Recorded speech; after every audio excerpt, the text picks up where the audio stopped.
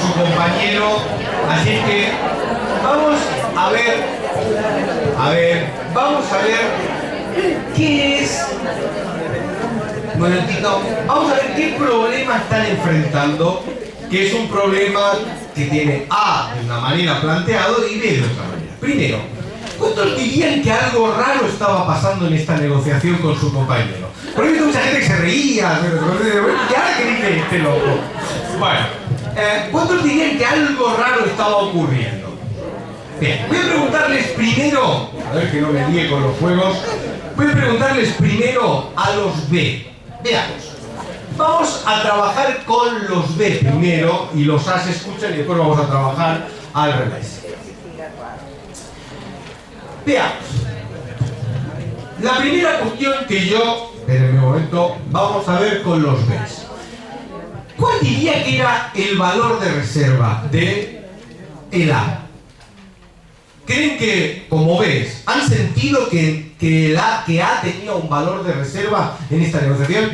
Recuerden, el valor de reserva es aquel valor por encima o por debajo del cual el otro no quiere negociar. Después lo vamos a ver.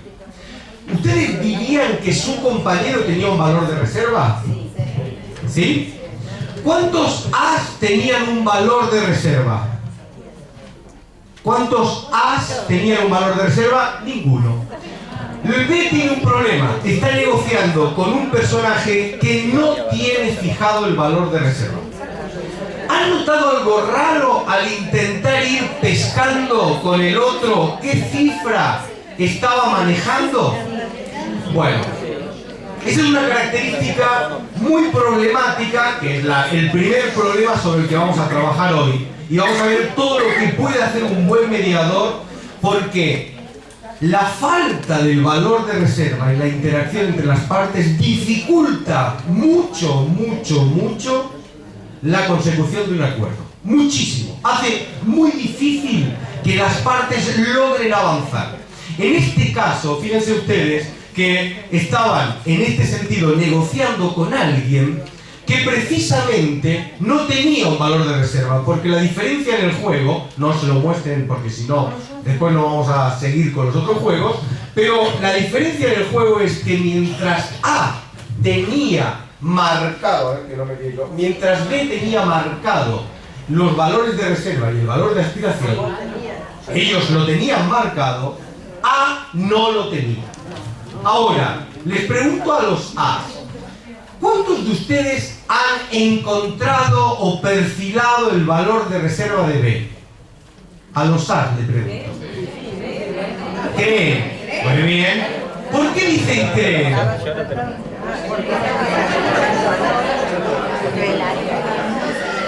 Porque lo que tenía como orden A tenía un valor de reserva, pero tenía como orden esconderlo a toda costa. Entonces, fíjense, tenemos dos problemas clásicos vinculados al tema de los valores de reserva. Primer caso característico y problemático. Los negociadores llegan a la mesa y nunca reflexionaron sobre cuál es su valor de reserva. Ahora vamos a ver qué problemas plantea un negociador en una negociación que no ha trabajado su valor de reserva y por qué es tan problemático. Segundo, tenemos otro negociador que plantea otro problema vinculado al valor de reserva, que es el siguiente. Hay otro negociador que sí tiene un valor de reserva, pero que tiene como orden expresa despistar totalmente. Recuerden, yo publiqué una vez un artículo que se llamaba Entre ángeles y demonios anda el juego, y yo insistía sobre una idea que me parece que como negociadores es importante tenerla en cuenta, que es, uno no puede, y esto creo que llevan razón Raifa, Munkin, todos en este sentido, uno no puede decirle al otro cuál es el valor de reserva. Esto lo entiendo. Uno no puede decirle al otro mi valor de reserva es 5.000, porque entonces el otro dice, bueno, 5.001. Ya está. Pero si el valor de reserva es absolutamente opaco, es decir, si el otro no tiene ni idea de dónde está tu valor de reserva, entonces es muy difícil que él pueda racionalizar sus ofertas. Y este es el gran drama. La ausencia de valor de reserva o el esconder el valor de reserva produce que las ofertas del otro no obtengan una racionalidad en la respuesta. Entonces, para explicarles qué creo que puede hacer un mediador en una negociación de estas características, donde, por ejemplo, insisto, o ven que una de las partes, y esto se detecta a través de la manera en que el negociador responde, o el negociador o la parte interactúa. Si ustedes ven que en una mediación una de las partes no ha reflexionado sobre su valor de reserva y la otra es absolutamente tajante, lo esconde, no dice nada, no transmite información, entonces ahí el mediador tiene un trabajo importantísimo que hacer. Porque mientras que no sorteemos esa dificultad, no va a ser factible la consecución de un acuerdo. Para llegar a la técnica de la que quiero hablarles, o de la que vamos a poner en juego después, necesito explicar algunas cuestiones previas que espero que sirvan respecto a respecto al problema de la ausencia de valor de reserva. Primero, cabe recordar lo siguiente, para que todos, aunque sea, recordemos algunas cuestiones, algunos lo tienen más frescos, otros menos frescos. El valor de reserva es aquel valor por encima del cual o por debajo del cual las partes no quieren negociar. Este es el concepto de valor de reserva. Segunda cuestión que es importante. El valor de reserva es el resultado de una decisión informada. El valor de reserva no es como hacen la mayoría de abogados de parte, que es: le cargo un 20% de lo que quiero, le presento en la mesa y eso es lo que pido. Después cedo un 10% y tengo lo que mi cliente quería más un 10% de ganancia y todos contentos. Bueno, ya lo hemos dicho, la negociación no es la compraventa de una alfombra en un mercado turco. No es te doy 5, te doy 4, no te doy 3, te doy... Eso no es negociar. Eso en todo caso se llama regateo, que es una etapa de la negociación. Pero lo que es importante tener en cuenta es esta idea de que es informada.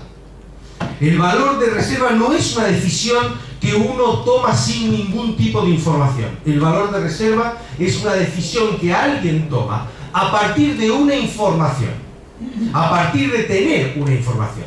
¿De acuerdo? Y tercera cuestión importante, la información puede ser puramente subjetiva. Y este es un punto en el que a mí me gusta insistir muchísimo. Quiero decir, si yo estoy en la compraventa, como en su caso de un coche, yo puedo fijar pautas para definir cuál es el valor de reserva de carácter objetivo, en el sentido de cuánto vale un coche de estas características en el mercado, qué dice la revista, no sé qué. Ahora supongamos, como yo les digo a los alumnos, que alguien dice: este coche lo vendo más barato porque es el lugar donde besé por primera vez a mi esposa. Supongamos eso. Sí. Bueno, depende de cómo le ha ido el matrimonio. Si le ha ido mal, no, porque a él le fue mal el matrimonio. Depende de cómo le haya ido, ¿no? ¿Qué cosa? ¿Por qué? Pongamos que lo pone más caro porque tiene una vida maravillosa o lo que sea. Bien. La gran pregunta interesante es: ¿qué debe hacer? No es el tema sobre el que quiero tratar, pero lo apunto porque es una cuestión importante. ¿Qué hace un mediador cuando uno de los negociadores fija un valor que no está sustentado en criterios objetivos? Yo insisto siempre sobre la siguiente idea: un mediador no puede establecer una pauta valorativa en torno a por qué un negociador fijó un precio y no otro. Un mediador no es alguien que le dice, por ejemplo, quiero vender el coche en 5.000. ¡Hola! Un mediador no es alguien que evalúa el precio. Un mediador es alguien que lo que tiene que generar cuando detecta que el valor fijado por uno de los negociadores incluye información subjetiva, lo que el mediador debe jugar es a la versión esta de la técnica del espejo. Esto es, ¿cómo se lo vas a explicar al otro? La pregunta de un mediador no es cómo vale o cuánto vale. Eso es una decisión de una parte. Eso está en la autonomía de la voluntad del negociador. La pregunta interesante de un mediador es: ¿cómo le vas a explicar al otro que para ti el coche vale tanto porque es el lugar donde besaste por primera vez a tu esposa? Porque el otro puede no entender esa información como relevante. Entonces, la pregunta de un mediador, en mi opinión, que encara una dinámica en donde detecta que el fundamento de las ofertas generadas por los actores son elementos subjetivos del tipo, para decirlo en derecho penal básico, pues son elementos subjetivos, entonces la pregunta del mediador no es un juicio en torno a ese valor, es una consideración en torno a cómo lo va a explicar a la otra parte. ¿Me explico en este punto? Segunda cuestión, ¿para qué sirve un valor de reserva? Porque uno diría, un concepto teórico que se sacó alguien de la manga, Raifa, y ahí se quedó el tipo enganchado con este tema. Bueno, ¿para qué sirven los valores de reserva? Bueno, fundamentalmente yo he puesto dos elementos acerca de para qué sirve un valor de reserva. En primer lugar, el valor de reserva sirve originariamente para fijar un pie en la realidad. ¿Qué quiere decir un pie en la realidad? No estoy pensando en la realidad en sentido de criterio objetivo. Quiere decir la realidad de nuestra interacción. ¿Cuál es el drama del juego que ustedes acaban de hacer? Sobre todo para una de las partes, que no sabe dónde está parado el otro. Cuando tú no sabes en una negociación dónde el otro está parado, no importa lo que ofertes, lo que contraofertes. Es más, es altamente probable que tú le harías una buena oferta. Pero como no tienes ni idea de dónde se posiciona el otro, entonces es muy difícil que tus ofertas encajen y que tus ofertas sirvan para interactuar. Entonces, el primer punto importante de los valores de reserva es que sirven para asentar un pie en la realidad de nuestra interacción, en la realidad del que el otro tiene en la cabeza cuando estamos interactuando. Insisto, allí donde las partes no huelen el valor de reserva del otro, la interacción es aleatoria, porque cada uno oferta según él, no según el otro, porque al otro no lo sigue, no sabe dónde está parado en la interacción. Entonces, primer punto importante, y ahora vamos a ver, porque este es uno de los problemas que genera, es que el valor de reserva no sirve para poner un pie en la realidad. El segundo es una cuestión de ejercicio de poder. Recuerden lo siguiente, ¿quién tiene poder en una negociación? ¿Quién tiene poder? Sí, pero no es la información lo que nos da el poder. ¿Qué es el poder en negociación? Bien. Espérenme un minutito. Hagamos un minutito, no sé si lo hicieron durante el básico, durante la actualización, pero hagamos un minutito, un juego. Olviden el papelito. Vamos a hacer el juego de Nash, un minuto, para mostrar algo que me parece que quizás sirva para darles una pista. Por parejas, como están A y B, van a repartir 6 euros o 6 pesos. Bueno, así es imposible gobernarlos a ustedes. No importa. 6 monedas, lo que quieran. 6 monedas. ¿Cómo? La canasta básica es Por eso, ese es el número que a mí me parece interesante. Muy bien. Por eso les va a ser más fácil distribuir. Y quiero que me digan cuánto de esos 6 le doy a A y cuánto de esos 6 le doy a B. Este era el juego de Nash. Nash nos propone un juego y nos dice, bueno, díganme cuántos de esos 6 le doy a A y cuánto les doy a B. Pero tienen que ponerse de acuerdo. Adelante.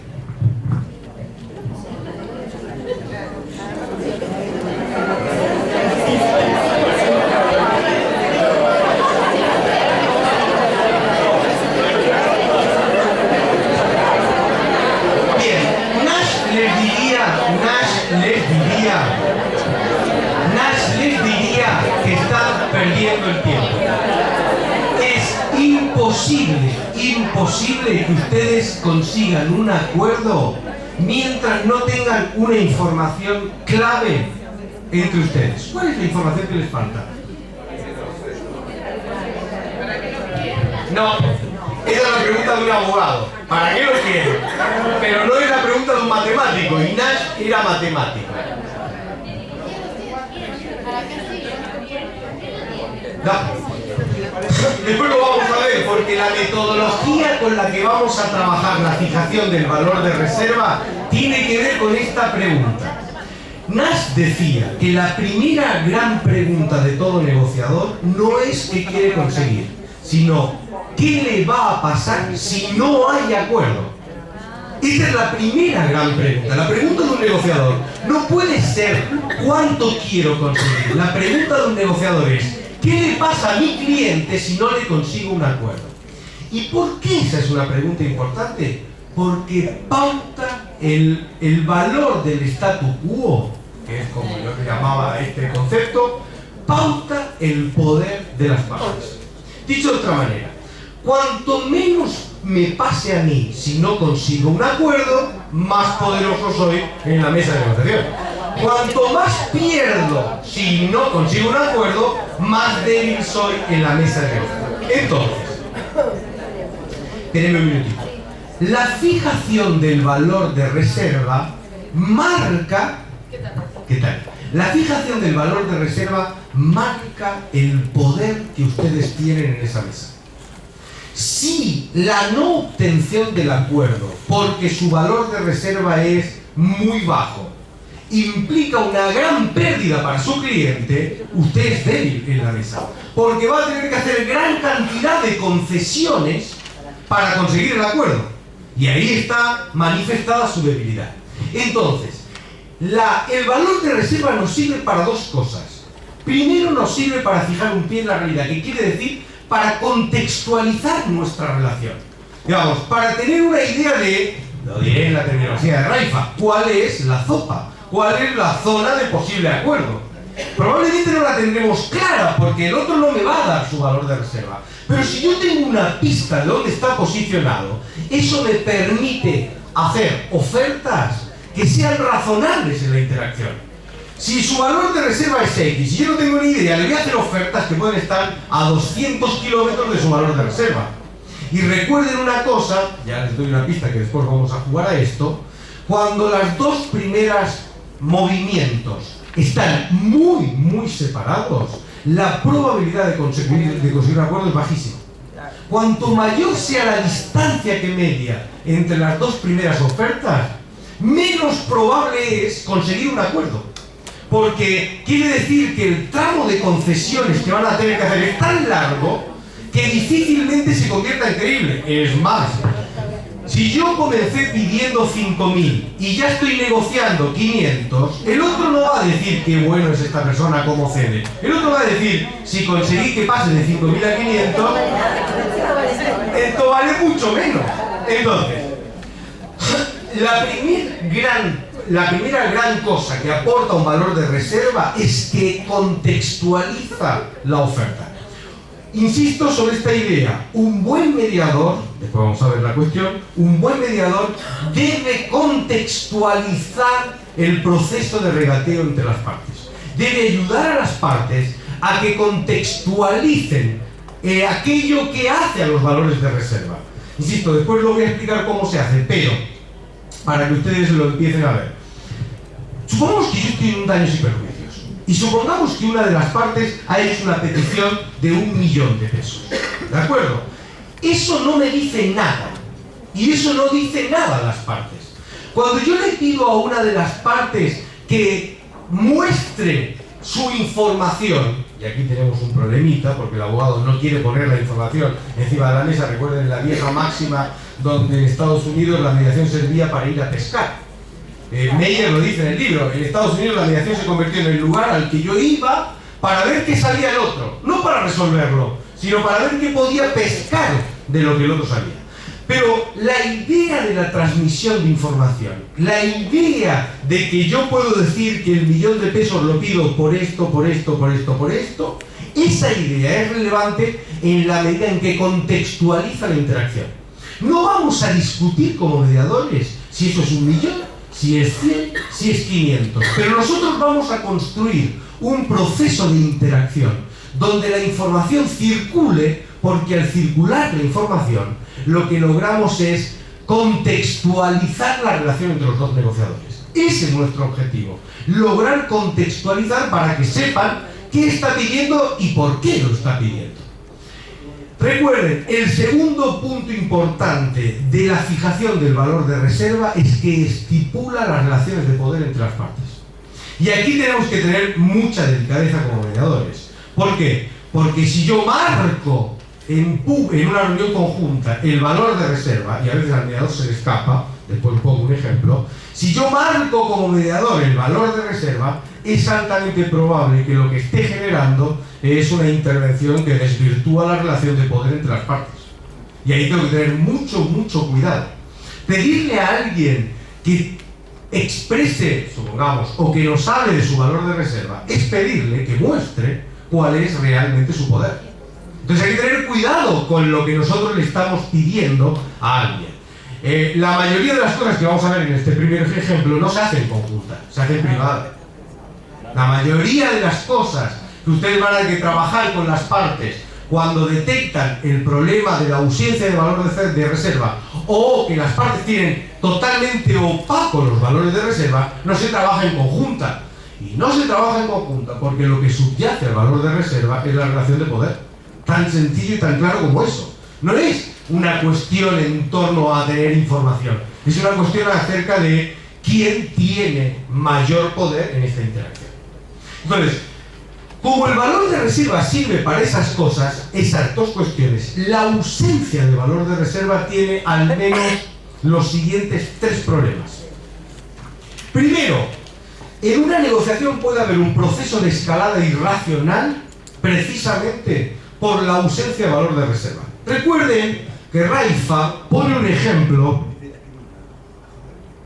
que es el ejemplo de este remate de dinero en donde se utiliza una versión que él dice holandesa, el remate holandés. Pero básicamente consiste en lo siguiente. Raifa pone el siguiente ejemplo, que es: voy a sortear, voy a rematar 500 pesos con la siguiente regla. Cualquiera puede ofertar, pero toda oferta, sea ganadora o perdedora, se paga. ¿Qué quiere decir? Si yo oferto, supongamos que estamos rematando 500 pesos, y supongamos que Rosa oferta 300, Yamila oferta 400, ahora Rosa oferta o contraoferta 350. Lo que dice Raifa es: Rosa ya debe 650, porque tiene los 300 de su primera oferta más los 350 de la siguiente. Por eso Raifa dice: en este juego toda oferta, sea ganadora o perdedora, se paga. Este juego es interesante y a la teoría de juegos le ha llamado la atención porque provoca un intercambio curioso, muy parecido a lo que le pasa al juego del tate-ti. Ustedes llaman el tate-ti, nosotros llamamos el 3 en raya. Recuerden que el 3 en raya es un juego curioso porque es un juego donde dos comienzan intentando ganar y siempre hay un momento en donde uno intenta ganar y el otro intenta evitar que el otro gane. El 3 en raya es un juego donde hay siempre un momento donde uno sigue intentando ganar y el otro ya no sabe que no gana. Su objetivo es evitar que el otro gane. No es un juego donde se intenta ganar hasta el final. Y esa característica de los teóricos de juego les llamaba poderosamente la atención. ¿Por qué? ¿Qué pasa en este juego para este gran cambio? Bien, en el juego de la escalada irracional de Raifa, el drama es el siguiente. Uno comienza ofertando para ganar y termina ofertando para minimizar la pérdida. Por eso decía Raifa, este es un juego maravilloso porque a mí me han llegado a ofertar miles de pesos para ganar 500. En realidad, porque yo comencé ofertando 300 para ganar 500, pero ya debo 300, en el momento que hice mi oferta ya debo 300. Ahora, si otro contraoferta 300 y algo, ya estoy, porque yo ya tengo menos 300. Así que, si consigo quedarme con los 500, supongamos que oferto 350, con lo cual debo 650, pero si me quedo con los 500, solo pago 150. Entonces, Raifa dice: este es un juego fantástico porque es una excelente manera de acabar generando dinero ofertando 500. Entonces él decía: siempre gano pues una cantidad importante con mis amigos cuando juego este juego. ¿Cómo se evita caer o digamos, cómo se jugaría racionalmente al juego de la escalada? Y Raifa dice, y Beiserman, recuerden en el libro este de Negociaciones Racionales en un Mundo Irracional, Beiserman dice que la manera de jugar y la manera de no caer en el efecto dramático de la escalada irracional es fijar, antes de entrar al juego, la cantidad de dinero que uno está dispuesto a ofertar. Uno no debe entrar al juego si no tiene claro cuál es la cantidad de dinero que está dispuesto a ofertar. Si yo digo, voy a entrar al juego, bien, ¿cuánto está el juego? 500. ¿Cuánto estoy dispuesto a pagar por 500? Supongamos que digo, estoy dispuesto a perder 200, pero no más de 200. Bueno, ya lo tengo. Si yo he hecho eso antes de entrar al juego, no voy a caer en la trampa esta de Geiser, Marinil y de Raifa de la escalada irracional, donde al final, como ya estoy metido en la negociación, acabo ofertando lo que, si pudiese por un momento salir y pensar, no ofertaría. Pero la idea principal es, antes de entrar, debe pensar cuánto está dispuesto. Bien, la manera de no caer en la escalada irracional en una negociación distributiva es tener fijado un valor de reserva. El valor de reserva, la reflexión de un buen negociador en torno al valor de reserva de su cliente, le permite evitar la entrada terrible que significa esa escalada irracional. ¿Por qué? Por ejemplo, porque un comprador que no tiene fijado un valor de reserva puede acabar ofertando lo que, si él pudiese parar, salir y mirar, no ofertaría. Y un vendedor puede, si tuviese su valor de reserva, no vender por menos de lo que, si pudiese parar un momento y ver qué es lo que está en juego, no lo haría. Entonces, la fijación, la ausencia de valor de reserva provoca interacciones a nivel de negociación de escalada irracional, donde las partes redoblan la apuesta uno contra otro. Entonces, la existencia del valor de reserva corrige esta perniciosa idea, digamos, esta concepción terrible de la escalada irracional. ¿Se entiende? Sí, claro. Segunda cuestión. La confusión del valor de aspiraciones. Otro de los dramáticos efectos, terribles efectos de la ausencia de un valor de reserva. Ustedes recuerdan que Raifa dice el valor de reserva es aquel, supongamos, el valor de reserva del vendedor es aquel valor por debajo del cual no le interesa vender. Ahora, una cosa es aquel valor por debajo del cual no me interesa vender y otra cosa es al precio que a mí me gustaría vender. De hecho, algunos, creo que han sido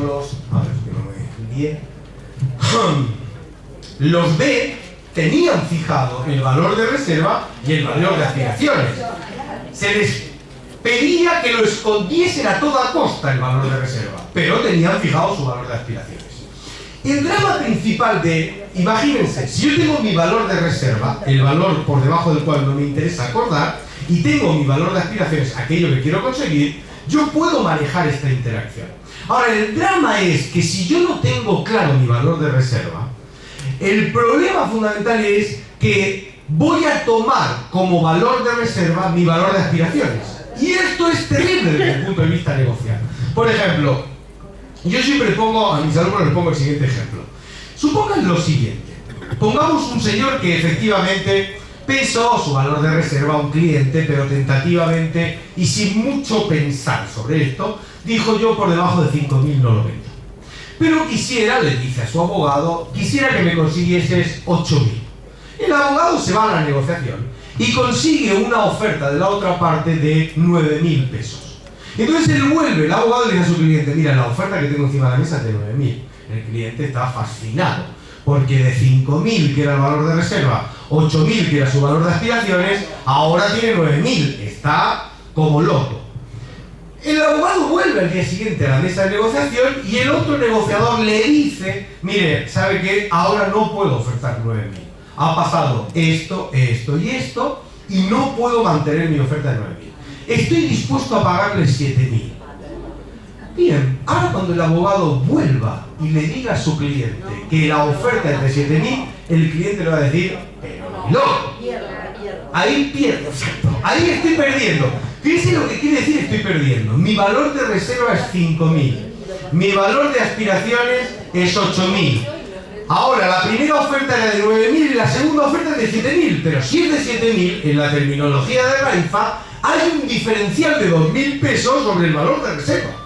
Es decir, está más cerca del valor de aspiraciones que del valor de reserva, pero no lo aceptará nunca. ¿Y por qué no lo aceptará? Por una cosa que se llama el corrimiento del valor de reserva hacia el valor de aspiraciones.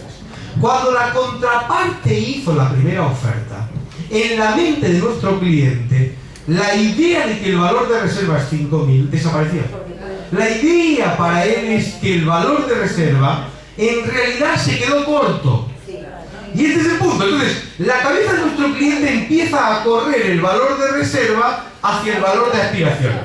Claro, cuando yo llego con la segunda contraoferta de 7.000, le parece que en realidad ha perdido, que está por debajo de su valor de reserva. ¿Por qué? Porque ha movido el valor de 5.000, lo ha movido hacia 8.000. Entonces, la ausencia de una reflexión profunda en torno al valor de reserva provoca este segundo efecto, que es la idea de que en la cabeza de los negociadores, al abogado le suele pasar lo mismo, al cliente le pasa lo mismo, en su cabecita el valor de reserva se desplaza. Y recuerden una cosa que a mí me parece importante. No es, esto sí me parece clave, no es una información del valor de reserva lo que el otro esté dispuesto a pagar. Este es un punto clave y precisamente la técnica de la que vamos a hablar luego, precisamente lo que intenta es que las partes comprendan esto. No es, algo no vale en este sentido de la versión de Nash. Algo no vale por lo que el otro te ofrezca. Algo vale por lo que tú estés dispuesto a entregar. Y son dos concepciones totalmente distintas del proceso negocial. Y lo que vamos a tener que hacer con nuestros clientes es trabajar los dos, con los dos negociadores, los dos conceptos y distinguirlos, que es mi perspectiva de la interacción negocial desde el punto de vista de lo que el otro está dispuesto a pagarme y mi perspectiva de la interacción negocial desde el punto de vista de lo que estoy dispuesto a vender. ¿De acuerdo? Ahora lo vamos a ver. Y por último, obviamente, si el valor de reserva hace al manejo del poder, la ausencia de una reflexión o la ausencia de un valor de reserva genera situaciones de gestión absolutamente del poder inaceptable. Lo diré de esta manera. ¿No han visto nunca, digamos, no han sentido que en una mediación lo que están haciendo las partes es un suicidio? Y uno dice, no puede ser, no puede ser, se van a reventar contra la pared de tribunales y no les importa. Bueno, a veces es obviamente locura, no me cabe duda, pero muchas veces es un mal manejo del valor de reserva. No han pensado en su valor de reserva, no han trabajado, sobre todo el abogado con su cliente, en torno al valor de reserva del cliente. Eso es lo que está en juego. No es un problema de suicidio, no es un problema de locura, es un problema técnico. Están manejando mal la interacción. No han trabajado ese negociador abogado, no ha trabajado bien con su cliente, se han plantado en la mesa sin la reflexión del valor de reserva. Como no tienen reflexionado el valor de reserva, no calculan bien el poder y están haciendo una mala gestión de la interacción de poder. Con lo cual van a acabar los dos estrellados contra un papel llamado sentencia que no les va a servir a ninguno de los dos. Pero han calculado mal, están mal informados en torno a la interacción. ¿Está claro hasta aquí? Bien. ¿Cómo podemos ayudar cuando, por ejemplo, si yo detecto que hay un problema de estas características de falta de manejo del valor de reserva, cuando yo considero, ¿cómo lo van a notar? Por ejemplo, ¿cómo notaron? Silencio, por favor. A ver, ¿cómo notaban que su compañero no, aquellos que se dieron cuenta, no estaba fijando el valor de reserva? ¿Qué es lo que les transmitió? ¿Cómo se dieron cuenta que había algo raro en cómo se estaba comportando, si no recuerdo mal? No. A ver, los B. ¿Qué cosas dirían que hacía raro A? A ver, silencio. Primero, un elemento característico de la narrativa de las partes para detectar que no tiene valor de reserva es la falta de concreción.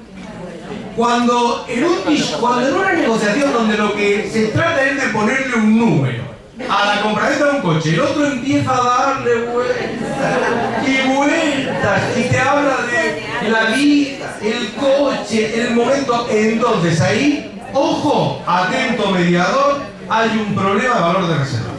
Este señor no tiene claro cuánto vale, cuánto es el mínimo o el máximo de lo que está en esta mesa. Entonces, la falta de concreción es un elemento característico de este tipo de problemáticas. ¿Qué otras cosas han visto cuando el otro ha intentado esconderles el valor de reserva? A ver, ¿qué más han visto? Vamos. Genera la sensación de indiferencia. Puede no ser indiferencia, pero genera la sensación de indiferencia. Es decir, esto está vinculado o bien por la falta de concreción, o bien simplemente porque tú no ves que le ponga el cascabel al gato. Entonces, como no le pone el cascabel al gato, a ti te da la sensación de que en el fondo no le importa. Cuando usted como mediador escucha una parte divagar y darle vuelta y más vuelta, o la sensación, esta característica que es muy común, porque aquí puede ser estrategia, pero normalmente no es estrategia. Esto de, mire doctor, yo estoy aquí porque creo en la mediación y bueno, vamos a ver qué pasa, pero en el fondo yo sé que aquí no vamos a poder arreglar esto porque esto es un conflicto. Bueno, no, algo le está pasando. Es decir, seguro que aquí hay un problema, o no seguro, puede ser una estrategia o puede ser un indicio, no una prueba, un indicio de que no ha trabajado adecuadamente el valor de reserva. ¿Cuál es otra característica típica de la narrativa de aquellos que manejan o que no tienen valor de reserva? Porque si no pueden detectarlos como mediadores, no podrán reaccionar. Lo primero que... Las emociones. La idea de la evasiva constante. Cuando el otro empieza a presionar, este que no tiene claro el valor de reserva intenta huir. Va a ver que todo tiene un discurso evasivo, un discurso, por ejemplo, es muy característico. El que tiene el valor de reserva fijo marca la oferta con un número para anclar la negociación. Y el que no tiene el valor de reserva empieza a hablar con evasiva. Bueno, yo tendría que ver, quizás, a lo mejor, habría que pensarlo, pero piensa que tú... Bueno, esta es una reacción típica de alguien que le falta el valor de reserva. Y la última, porque a ustedes les puede servir para detectar a alguien que no tiene valor de reserva, son las contradicciones. Alguien que no tiene valor de reserva normalmente genera respuestas contradictorias. Parece que se ilusiona mucho por una oferta, pero después pierde la ilusión. Parece que está muy pegado, pero después resulta que no le interesa. Ese juego perverso que yo les había propuesto a los... Siempre le había propuesto que si era necesario se mostrase contradictorio. Eso es típico de las interacciones. Entonces, recuerden estas cosas. La evasión, las contradicciones en la narrativa, la idea de patearlo todo para mañana, la idea de argumentos absolutamente en el aire, genéricos, no sé qué, todo eso puede ser un indicio muy característico de que esa parte no ha reflexionado sobre su valor de reserva. Ahora, cuando yo tengo eso, entonces, ¿qué hace un mediador? Primero, deben parar. Porque seguir ahí es correr el riesgo de la escalada irracional, donde en realidad se va a acabar rápidamente la mesa. Incluso aunque estén metidos en un momento de estos de luna de miel, donde parece, doctor, qué alegría, qué suerte que es usted, si hubiese sido otro yo ya sé que esto no sale. No, por favor, qué esta alegría que se da a todo el mundo de los procesos de luna de miel, que es una cosa que es impactante, porque al final siempre los que más se querían cuando empezaron son los que más se reputean cuando está terminando la cosa. No, si yo ya dije que con usted esto iba a ser complicado. ¡Pah! Uno dice, pero bueno, ¿qué vas a hacer? Entonces, primero paren. Paren, porque si detectan, huelen la falta de valor de reserva, si siguen, va a escalar. Segundo, debemos generar una interacción a nivel de caucus, a nivel de reunión privada con las partes, porque tenemos que concretar esta idea. Tenemos que generar la reflexión entre el abogado y su cliente en torno a ese valor de reserva. Dos cosas importantes. Primero, es importante que un mediador se convierta en una fuente de provisión de información. no en la conjunta, sino en la privada. Cuando yo he detectado que en una de las partes adolece de esta fijación de valor de reserva y voy a Caucus, lo que primero que voy a tener que hacer es trabajar proveyendo información. Proveer información requiere de una interacción no condicionada. Ojo con esto, porque si yo empiezo a darle cierta información y no otra, tengo un problema muy importante. Yo soy de los que creen que cuando el problema es un problema de estas características, en privado hay que trabajar mucho pregunta reflexiva. Mucho. Pero la pregunta reflexiva en el sentido de generar la inquietud del cliente, de su abogado, acerca de qué información estamos manejando. Acerca de qué nos falta, qué se nos ha pasado. Advierto, ojo con la privada, cliente-abogado, porque no puede ser que el cliente sienta que esa situación en realidad es un problema de su abogado. Entonces ahí tenemos que ir con mucha delicadeza, con mucho cuidado. Nosotros tenemos que generar una interacción, lo voy a repetir 1000 veces, que legitime siempre al abogado de parte con su cliente. No podemos seguir echándonos a la yugular a los abogados de parte. Es un grave error, es un grave error. Sin ellos estamos fuera del mercado. Entonces, es un grave error ese juego perverso de entrar a la confrontación con el abogado de parte. El abogado de parte es, si ustedes lo manejan bien, el gran aliado del mediador. El gran aliado. Entonces, saquen partido del abogado de parte. Entonces, si voy a Caucus porque huelo que hay un problema de falta de reflexión sobre los valores de reserva de la parte y entro con pregunta reflexiva, tengo que tener mucho cuidado. Porque lo que no puedo generar es una interacción de tensión entre el abogado de parte y el cliente. Si el cliente acaba mirando a su abogado de parte anonadado diciendo no me lo dijiste, hijo de mil putas, tenemos, bueno, hijo de 999, mejor. Bueno, ahí está. Entonces, si es eso lo que yo provoqué, tengo un problema. He generado un verdadero problema. Entonces yo lo que tengo que hacer es generar un proceso de reflexión, siempre legitimando al abogado de parte. Doctor, seguro que usted ya lo pensó. Esas cosas que sabemos hacer. Eso ya más las sabemos hacer. Sabemos cómo legitimar al abogado de parte en la interacción con su cliente. La segunda manera, entonces, deben trabajar, proveer información entre las partes. Debe haber la parte que adolece de un valor de reserva, normalmente es porque no tiene un adecuado manejo del sistema informacional. Y el mediador es un maravilloso generador y proveedor de la pregunta para que sepan a dónde ir a buscar información. Nosotros no proveemos información, pero nosotros hacemos esa pregunta que en la cabeza del abogado de parte resuena diciendo, hay leche. ¿Y esto? Yo no lo sabía. A ver, ¿dónde encuentro esto? Eso es lo que hace un mediador. El mediador no es el que dice, doctor, no sé si usted sabe, pero en el mercado un piso de esas características, menos de 100.000, no. No. Pero un abogado, pero un mediador es el que hace esa pregunta, que el abogado dice, no había pensado yo esto, entonces ya esa información, ¿de dónde la saco yo eso? ¿Dónde lo voy a buscar? Entonces el mediador, cuando detecta el problema de valor de reserva, lo que hace es trabajar para que las partes reflexionen en torno a la siguiente pregunta básica. ¿Tengo la información adecuada para sentarme a negociar? Esto es lo que un mediador debe provocar. Debe provocar que las partes piensen, tengo la información para sentarme. Hablé con mi cliente y el cliente diga, nunca se me ocurrió. La segunda manera de trabajar es una metodología de trabajo para la falta de fijación de valor de reserva que se llama GPT. La metodología del GPT lo que intenta es que en la cabeza del abogado y en la cabeza de su cliente quede claro algunas distinciones que son cruciales para sentarte a negociar. Y aquí hay que tener aún más cuidado si cabe que si trabaja en la línea del manejo de información. Porque la metodología del GPT precisamente es en un sentido más agresiva frente a las partes y a la relación entre el abogado de parte y su cliente que la del manejo de información. Me explico. Yo soy de los que creen que una metodología como el GPT es interesante a veces trabajarla solo con el abogado. porque él se va a encargar de manejarla con su cliente antes de que hacerlo delante de los dos.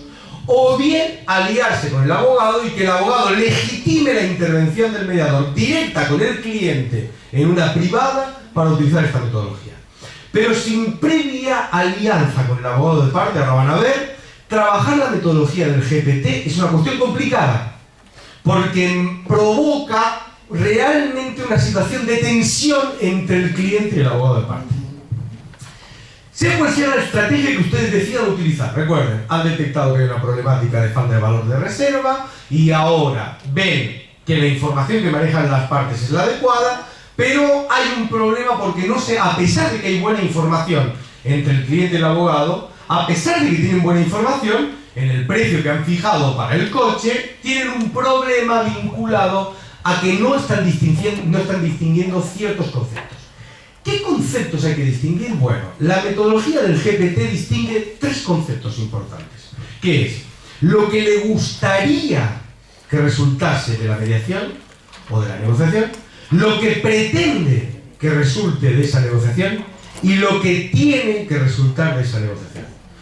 Lo importante no es el número, lo importante es que, ya les advierto, quede fijado en la cabeza del abogado o de su cliente la idea de que no es lo mismo preguntarme sobre lo que me gustaría que preguntarme sobre lo que pretendo, que preguntarme sobre lo que tengo y tiene que ser.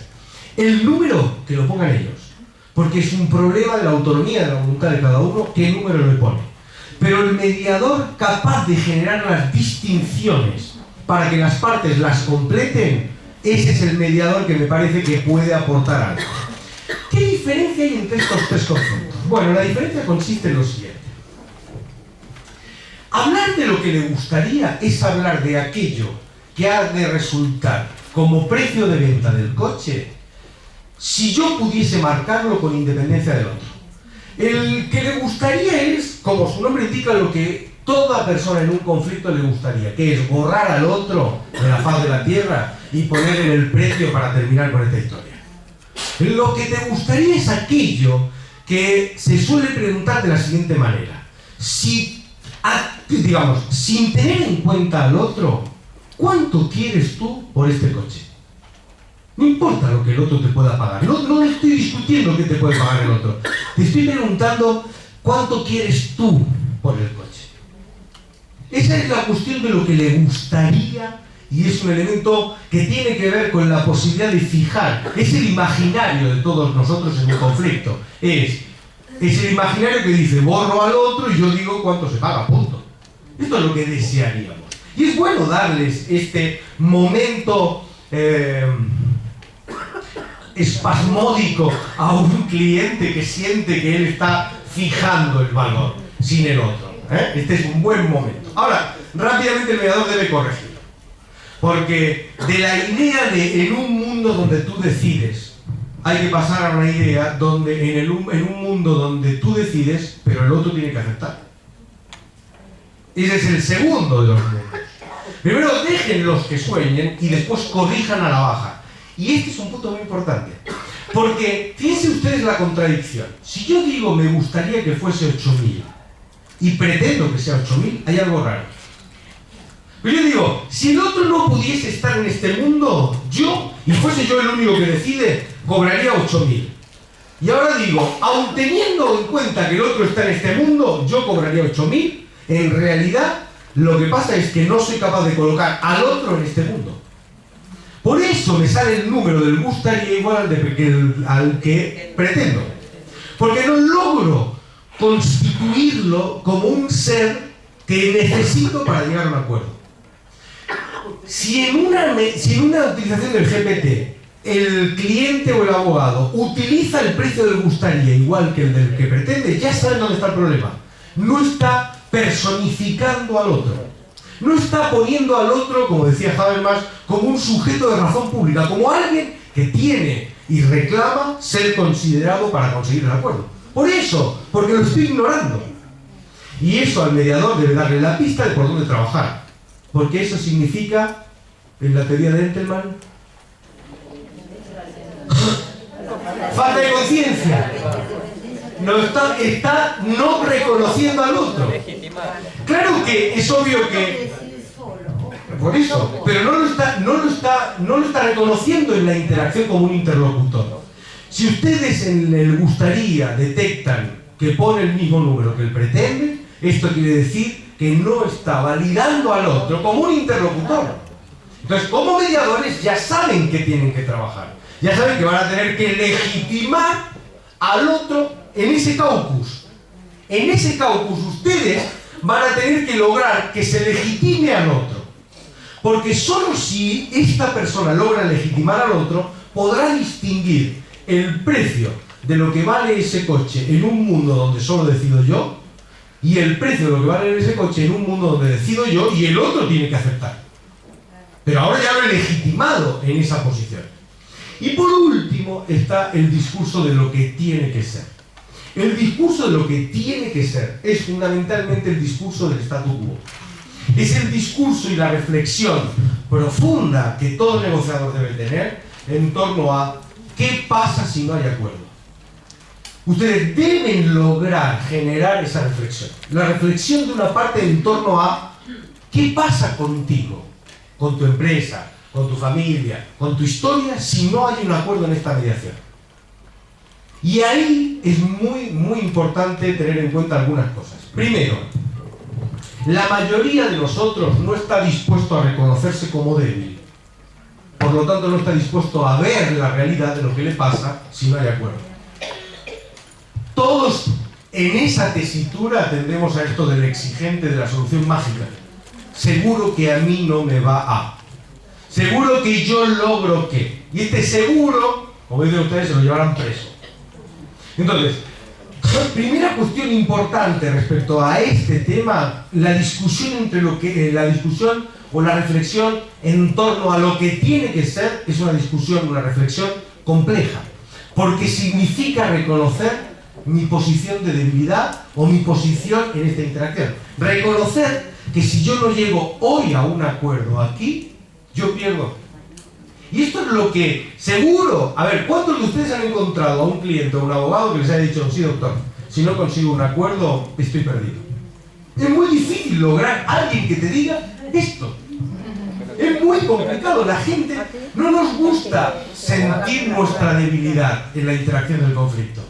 Nosotros nos gusta saber, esto Hollywood nos ha hecho mucho daño, saber que va a llegar alguien y la va a cagar a palos en el divorcio y yo voy a salir como el gran, como dicen los yankees, ese minuto de gloria en los tribunales. Todos queremos nuestro minuto de gloria en los tribunales. Queremos sentir que al final hay una justicia, es una justicia personal, una justicia poética, donde la contraparte paga por lo que me hizo. Pero esa no es la realidad. Entonces necesito una reflexión y provocar una reflexión terrible, que es una reflexión en torno a lo que tiene que ser. Esto es, ¿cuál es realmente el impacto que tiene para ti la ausencia de acuerdo? Y eso es realmente complejo. Segunda cuestión, la primera que les insisto es problemático porque todos queremos vernos como poderosos en la mesa de negociación. Segunda, el discurso de lo que tiene que ser y el discurso del valor del statu quo implica un pensamiento prospectivo complicado. Lo diré de esta manera. Uno no puede saber cuál es su valor de statu quo pensando respecto a lo que fue o ocurrió. Uno tiene que definir su valor de statu quo respecto a algo que no ha pasado, que es el futuro. Porque lo que hace que ustedes sean más o menos poderosos, lo que hace en una negociación que ustedes tengan un statu quo u otro, es qué va a pasar, no qué pasó, qué va a pasar. Y aquí tenemos un problema muy grave. El 99% de los abogados de parte no son capaces de reflexionar sobre el futuro. Piensan en términos prospectivos, en términos retrospectivos. Porque es como hemos sido educados. Los abogados hemos sido educados para probar lo que ocurrió. No para discutir sobre lo que vendrá, sino para probar lo que ocurrió. Y en la técnica del GPT, usted como mediador necesita generar una dinámica que es de pensamiento prospectivo, no retrospectivo.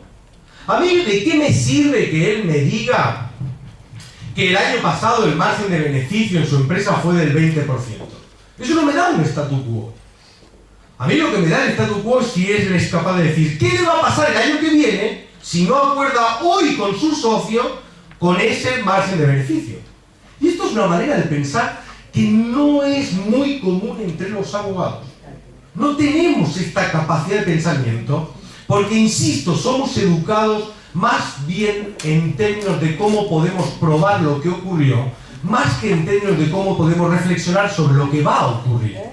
Entonces, sea como fuere, atentos a estos dos puntos. Insisto, cuando llegue el momento de discutir sobre lo que tiene que ser en el GPT, seguro que primero va a haber un fuerte posicionamiento en torno a la cuestión de yo no muestro mi debilidad en esta interacción. Y como no muestro mi debilidad en esta interacción, voy a siempre presentar el mejor caso posible a favor mío, de mi poder. A mí no me pasará nada. Seguro, yo siempre pongo el mismo ejemplo. Por ejemplo, en mi país realmente, ahora empieza a cambiar la cosa, pero es realmente difícil que un juez dicte una sentencia donde atribuye la tenencia del menor cuando en un divorcio, que atribuya la tenencia del menor al varón en un divorcio. Es realmente complicado. Creo que ha habido ahora está cambiando esto. Hay jueces que ya han empezado a hacerlo desde otro lado, porque lo que dice la ley, al menos en mi país, es que la atribución de la tenencia es en el interés del menor. Y por ejemplo, en los últimos casos que yo conozco, donde ella tenía una profesión que imposibilitaba quedarse en casa, mientras que él tenía una profesión donde podía trabajar desde casa, su señoría ha dicho, en favor del interés del menor, la tenencia se lo doy al varón. Porque el varón puede, por su trabajo, quedarse en casa. Y el fundamento de la norma es que la atribución de la tenencia se hace en favor del interés del menor. No hay ninguna presunción. Pero bueno, seguro que en una discusión de estas características, seguro que cuando haya que convencerse o comprender la situación de debilidad en la que uno se encuentra en este tipo de situaciones, seguro que uno va a reconstruir la situación diciendo, bueno, pero su señoría se dará cuenta de que los chicos están mejor conmigo. Y su señoría ni se da cuenta, ni nada. Se va a dar cuenta. Pero nosotros intentamos construir la manera en que no nos veamos obligados a reconocer nuestra posición de debilidad en esa mesa de negociación. Y este es el drama del mediador, porque tiene que hacerlo de una manera tal que yo siempre intento mostrar algo que es lo siguiente. No es un problema de debilidad, es un problema de fortaleza, en el siguiente sentido. Lo que me hace fuerte es entender dónde está mi límite. Eso es lo que me hace fuerte. Lo que me hace débil es construir un imaginario que no se va a realizar nunca. Y yo siempre intento discutir desde ese lado cuando noto esta oposición férrea a reconocer el valor del statu quo simplemente porque si lo reconozco, reconozco mi debilidad. Y yo siempre intento discutir que reconocer el valor del statu quo no es de débil, es de fortaleza, es de entender claramente dónde estás posicionado en esta historia. Entonces, en resumen, cuando tengamos una situación de estas características, con este tipo de narrativa de la que les he hablado antes, donde ustedes detecten que siendo, insisto sobre esta idea, siendo un problema de negociación distributiva, ojo con esto, porque lo he saltado antes, no lo he dicho, a veces lo que se esconde detrás de esos síntomas no es un problema de falta de valor de reserva, es un objetivo oculto, que normalmente tiene una característica de tangible. Es decir, en realidad, esta falta de concreción frente al otro, de decirle el precio al que te vendo el coche, tiene que ver, por ejemplo, con un conflicto de corte actoral. No, lo que quiero es joderte, entonces no te voy a decir el precio. Como lo que quiero es ver cómo te fastidio, no te voy a dar el precio. O en realidad lo que está detrás es que lo que yo estoy buscando es algo que trasciende, digamos. Que, como me dijo una vez una parte de una mediación, yo quiero que pague y que quiera pagar. Y yo dije, la leche, le dije, mira cómo era esto. Pues yo puedo trabajar para que le pague, pero para lograr que quiera pagarle, realmente tenemos un problema enorme en esa cuestión. Bueno, a veces la falta de concreción tiene que ver precisamente con que se está buscando algo que es intangible. Por eso digo, detectado que no es ninguno, no es un conflicto actoral y no es un conflicto con objetivo oculto, porque es claro que lo que está en juego es el coche y cuánto vale el coche, detectado eso, estamos en un problema distributivo de falta de valor de reserva. Y detectado que estamos en un problema distributivo de falta de valor de reserva, tenemos que trabajar de dos maneras. O bien proveyendo a través, sobre todo, insisto, en caucus, pregunta reflexiva, la intercambio de información, la reflexión en torno a la información que me está faltando, o bien trabajando con la distinción entre lo que le gustaría, lo que pretende y lo que tiene que ser. Si un actor es capaz de volver del caucus a la conjunta, teniendo claro qué es lo que le gustaría, qué es lo que pretende y qué es lo que tiene que ser, no les aseguro que haya acuerdo, porque eso puede haber otros problemas, pero les aseguro que las probabilidades han aumentado sustancialmente. Van a notar, por ejemplo, cómo el nivel comunicacional es mucho más fluido entre uno y otro, cómo se interactúan, cómo se sienten cada vez más cómodos en el discurso de las cifras. Porque la incomodidad que tenían resultaba de esa falta de saber dónde está posicionado el otro o esa falta de interacción de información. Y está claro este primer problema, a dónde conduce y las dos técnicas que les propongo para trabajar con él. Bien, ¿dudas hasta aquí? No, está todo tan claro. Bueno, vamos, pues, después lo hacen escatológicamente claro. ¿Dudas hasta aquí? No, las preguntas reflexivas, porque en realidad los valores objetivos son importantes para llegar al BR y las preguntas reflexivas. La pregunta... ¿Vas bajando al otro? A ver, la pregunta reflexiva para mí no es una pregunta en torno a lo que el otro... A ver, pongo la situación. El valor de reserva es una reflexión en torno a mí, no en torno al otro. Esto es lo que insisto. El valor de reserva es una reflexión en torno a qué precio, por debajo de qué precio no me interesa vender. No por debajo de qué precio no me interesa vender según lo que el otro me oferte. Como el valor de reserva se fija en torno a una reflexión de lo que yo quiero, la pregunta reflexiva es pertinente como técnica en el discurso del valor de reserva porque provoca la reflexión en torno a lo que tú sabes, en torno a desde qué lugar estás posicionado. Esa es la reflexión.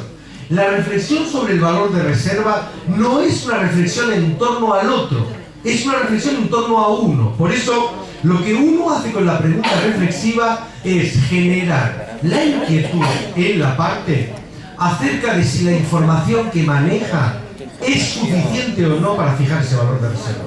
Eso es lo que uno tiene que construir. La duda de decir, ¿lo habré pensado bien? La duda de, ¿será que me falta información para poder tomar esta decisión? Ese es el tema. Por eso la insistencia sobre la pregunta reflexiva. Por cierto, si yo pretendiese una reflexión en un nivel más complejo, bueno, quizás me movería hacia una pregunta circular en ese contexto. Pero no es esa la que estoy buscando. No estoy ahí.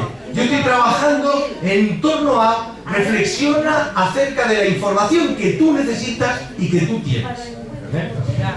Y por último, la distinción entre GPT es un elemento importantísimo. Yo soy de los que creen que una gran virtud de un mediador es ser claro. A ver, piénselo de esta manera. Lo primero que desvirtúa el conflicto es la claridad. El conflicto convierte todo en algo oscuro, en algo liado, en algo donde la gente no tiene claro lo que quiere, lo que pretende. Es un lío el conflicto. Por eso yo insisto, el mediador debe primero siempre proveer claridad. Siempre que les permitan entrar. Hay veces que no te permiten entrar, chao, ¿qué vas a hacer? No te dejaron entrar, no te dejaron entrar. Pero cuando los dejen entrar, lo primero que tienen que hacer es ser capaces de generar claridad. Por eso, no importa, ahora me voy un poquito del tema, pero por eso yo siempre insisto en no cierren una audiencia o una privada sin el resumen. El resumen es algo clave. Yo soy un enamorado de la técnica del resumen, porque un buen resumen provoca claridad. Y creo que lo primero que un buen mediador debe generar en la interacción es claridad. Cuanto más claro lo tengan, mejor para todos. No hay acuerdo en lo confuso, en lo obstuso, no hay acuerdo ahí. Es un acuerdo trivial, es como yo digo, reunión de, no sé si ustedes tienen, junta de vecinos en un edit consorcio, ¿no? Eso también es el ejemplo paradigmático. A ver, queremos, ¿quién quiere arreglar? Porque no decimos que ¿quién quiere arreglar el edificio? Todos. ¿Quién no lo va a querer? Ahora, ¿quién va a decir, no, yo no quiero? ¿Quién dice eso? en lo oscuro, en lo abstracto, en lo difuso, todos estamos de acuerdo. ¿Quién quiere la paz en el mundo? Todos. ¿Quién dice que no quiere la paz? Incluso el tipo, el talibán que se pone una bomba y la hace explotar, dice que quiere la paz en el mundo, pero sin la paz, dicho así todos. Ahora, pónganle nombre y apellido a eso. Póngale, ¿quién quiere arreglar el edificio? Todos, muy bien. Vamos, ¿quién quiere pintar? Ah, no, pintar no. Al edificio lo que le falta es otras cosas, no pintar. Pues yo lo vivo en mi consorcio. Los que vivimos del 5.º piso para arriba, lo que queremos es arreglar el ascensor. No dejen de joder con pintar y toda la historia. Aquí lo que importa es el ascensor, que es clave para el bienestar de este edificio. Los del segundo, tercero, medianamente atléticos, el ascensor les es irrelevante. Lo que quieren es que la entradita esté bien pipí cucú. O sea, que esté con su plantita, que esté bien pintadita. ¿Qué ascensor? Si yo no lo voy a tomar nunca. Entonces, todos nos ponemos de acuerdo en que hay que arreglar el edificio. Ahora, ponle el cascabel al gato. Esto yo siempre digo. Supongamos que nos hemos puesto de acuerdo en que hay que pintar. Buah. Ahora discuten el color. Y por cierto, discúlpenme, si hay mujeres en el consorcio, cagamos. Porque yo no sé cuál es la capacidad cromática del varón argentino, pero la capacidad cromática del varón español se circunscribe a 6 colores básicos, punto. Ahora, exactamente, cuando empieza una mujer a hacer distinciones acerca del tono y del color, date por colorido, porque tú no puede ser, no existe eso. Yo discuto con mi esposa siempre de, no, esto es un vestido rojo. Tiene 80 millones, no es el mismo. No es el mismo rojo. Claro, porque hay 80 millones de rojos posibles. Por eso, yo ojo con la capacidad cromática, porque cuando se pone uno a discutir sobre estas cosas es peligrosísimo. Entonces, volviendo a lo serio, tengamos cuidado, porque la principal virtud, el primer gran trabajo para mí de todo mediador, es aportar claridad, ordenar las cosas. ¿No se han dado cuenta que cuando la gente puede, no siempre, pero el principio de un buen acuerdo es que la gente pueda hablar ordenadamente?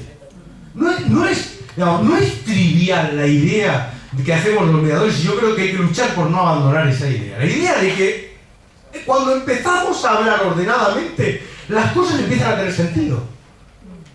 Y eso que lo provoca un mediador me parece que es clave. Nosotros debemos seguir luchando por aportar orden y claridad. Porque en el 90% de los casos, la gente no tiene claro qué hace ahí, qué quiere y para qué está. Entonces, porque el conflicto tiene este drama de oscuridad que hace que las cosas no encajen. Entonces, un buen mediador es alguien que lo primero que se asegura es que haya claridad y orden. Esa claridad y ese orden, en el caso de estas negociaciones, tienen que ver con algo tan básico como la reflexión en torno al valor de reserva. Sin valor de reserva, todo lo demás es complicado. Sí. ¿El valor de aspiración es lo que le gustaría? Bueno, el valor de las aspiraciones puede ser lo que le gustaría o lo que pretende. Porque de hecho el valor de aspiraciones puede construirlo de cualquiera de las dos maneras.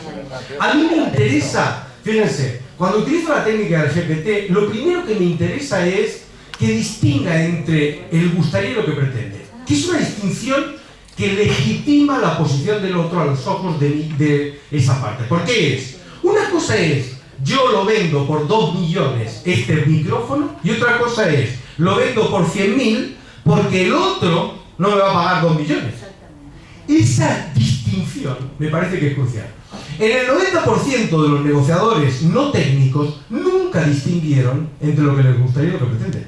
La mayoría de los negociadores no profesionales vienen con lo que les gustaría.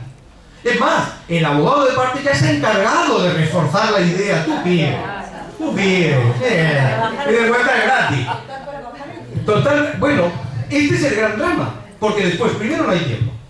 Por eso en Inglaterra hubo un tiempo, ahora está un poco corregido esto, pero hubo un tiempo que, existiendo una oferta en firme en la mediación, rechazada por una de las partes, y llegado a juicio una sentencia con un valor inferior a la oferta en firme, en las costas del juicio los pagaba aquel que había rechazado la oferta. Sí, ya sé que no funcionó. Pero en Inglaterra durante un tiempo fue así. ¿Por qué? Porque tú dices que no, tú le dices a tu cliente que no, bueno, Muéstralo. Hazte cargo. Se lo dijiste, ahora hazte cargo. Porque si no, es siempre el mismo juego. Ah, no. Tú pides lo que te gustaría, tú tranquilo. Bueno, el mediador lo que hace es, mire, que le quede claro que una cosa es pedir lo que usted quiere y otra cosa es pedir aquello que puede ser un acuerdo. Porque si quiere acuerdo, necesita el otro. No hay acuerdo unilateral. Entonces, lo primero que a mí me interesa es trabajar en ese valor de aspiraciones, la distinción. Y lo segundo, distinguir este mundo de donde lo que te gustaría, lo que pretende, del mundo de donde lo que tienes que hacer la reflexión en torno a dónde estás posicionado tú. Si el coste, el impacto de la ausencia de acuerdo es terrible para tu cliente, hombre, tienes un statu quo muy bajo, tienes un valor de reserva muy bajo, ¿a dónde vas? Entonces, yo creo que esto es la reflexión que nosotros tenemos que potenciar. La reflexión en torno a qué te gustaría, qué pretende y qué tiene que ser para evitar esa dinámica de la que yo les decía antes, que es el error dramático de voy a negociar, pero nunca pensé sobre mi valor de reserva. Que provoca esta irracionalidad, que provoca este manejo de falta del poder, entonces la tensión constante de la negociación, la falta de definición de las partes. Eso es el tipo de trabajo. Podemos comprar porque están esperando afuera para el café. ¿Están esperando afuera para el café? Bien, valor de reserva. Listo. Café. Dijo mi valor de reserva, el café. Listo.